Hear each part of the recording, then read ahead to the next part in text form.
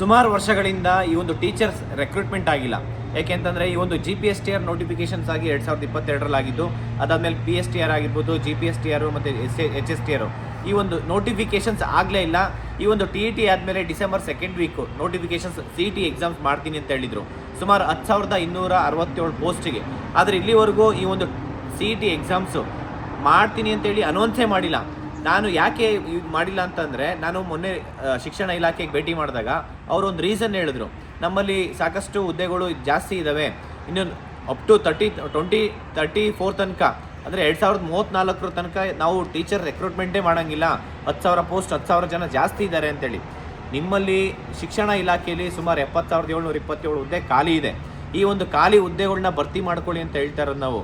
ಆದರೆ ನೀವು ಈ ಒಂದು ವಿಚಾರವಾಗಿ ಏನಂದರೆ ಫೈನಾನ್ಷಿಯಲ್ ಡಿಪಾರ್ಟ್ಮೆಂಟಿಂದ ಅಪ್ರೂವಲ್ ಆದರೂ ಕೂಡ ತಿರ್ಗಾ ಮತ್ತೆ ಹೋಗಿ ವಾಪಸ್ ಅಪ್ರೂವಲ್ ಆಗಬೇಕು ಅಂತ ಹೇಳಿ ಕೇಳಿರೋಂಥ ವಿಚಾರ ನಾನು ಕೇಳ್ಪಟ್ಟೆ. ಯಾಕೆಂದರೆ ಆ ಒಂದು ಶಿಕ್ಷಣ ಇಲಾಖೆಯಲ್ಲಿ ಜಾಯಿಂಟ್ ಸೆಕ್ರೆಟರಿ ಮೇಡಮ್ ಅವ್ರನ್ನ ಭೇಟಿ ಮಾಡಿದಾಗ ಅವರು ವಿವರವಾಗಿ ಹೇಳಿದ್ರು ಏನೇನು ಸಮಸ್ಯೆ ಇದೆ, ಹಿಂಗಿದೆ ಅಂತೇಳಿ.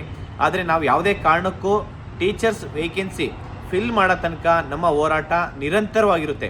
ನಾಳೆ ಏನು ಒಂದು ಮಾನ್ಯ ಮುಖ್ಯಮಂತ್ರಿ ಸಿದ್ದರಾಮಯ್ಯ ಸರ್ನ ಭೇಟಿ ಮಾಡ್ತಾ ಇದ್ದೀವಿ, ನಮ್ಮ ವಿದ್ಯಾರ್ಥಿಗಳ ಸಮಸ್ಯೆಗಳನ್ನ ವಿವರವಾಗಿ ಅವರಿಗೆ ತಿಳಿಸ್ತೀವಿ. ಅದನ್ನೇನಾದರೂ ಅವ್ರು ಅಕ್ಸೆಪ್ಟ್ ಮಾಡಿ ವಿತಿನ್ ಎ ವೀಕು ಇಲ್ಲ ವಿತಿನ್ 10 ಡೇಸಲ್ಲಿ ನಮ್ಮ ಒಂದು ಬೇಡಿಕೆನ ಈಡೇರಿಸಿಲ್ಲ ಅಂತಂದರೆ ನಮ್ಮ ಹೋರಾಟ ಯಾವುದೇ ಕಾರಣಕ್ಕೂ ನಿಲ್ಲಲ್ಲ.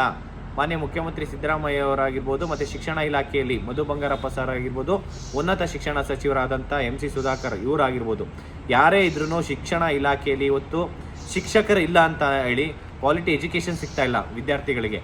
ಮತ್ತು ಎಷ್ಟೋ ಸ್ಕೂಲು ಕಾಲೇಜಸ್ಸಲ್ಲಿ ಕ್ಲೋಸ್ ಆಗ್ತಾ ಇದ್ದಾವೆ. ಇವತ್ತು ಬಡವರು ಯಾರೇ ಆಗಿರ್ಬೋದು, ಇವತ್ತು ಸರ್ಕಾರಿ ಸ್ಕೂಲ್ಗೆ ಕಳಿಸೋದಕ್ಕೆ ಮಕ್ಕಳನ್ನ ತುಂಬ ಹಿಂದೆ ಮುಂದೆ ನೋಡ್ತಾ ಇದ್ದಾರೆ. ಆ ಒಂದು ಪರಿಸ್ಥಿತಿಗೆ ತೊಗೊಂಬಂದಿರೋದು ಯಾರಪ್ಪ ಅಂತಂದರೆ ಸರ್ಕಾರ. ಈ ಕೂಡಲೇ ಈ ಒಂದು ಶಿಕ್ಷಕರ ನೇಮಕಾತಿ ಮಾಡಬೇಕು ಅಂತ ಹೇಳ್ಬಿಟ್ಟು ನಾಳೆ ಹೋಗಿ ಮಾನ್ಯ ಮುಖ್ಯಮಂತ್ರಿ ಸಿದ್ದರಾಮಯ್ಯ ಸರ್ಗೆ ಮನವಿ ಮಾಡಿಕೊಂಡು ಚರ್ಚೆ ಮಾಡ್ತೀವಿ. ಅದಾದಮೇಲೆ ಏನು ಮಾಡಬೇಕು ಅಂತೇಳಿ ನಾವು ನಿರ್ಧಾರ ತೊಗೊಳ್ಳೋಣ. ಎಲ್ರಿಗೂ ಒಳ್ಳೆಯದಾಗಲಿ. Thank you so much. ನಮಸ್ಕಾರ.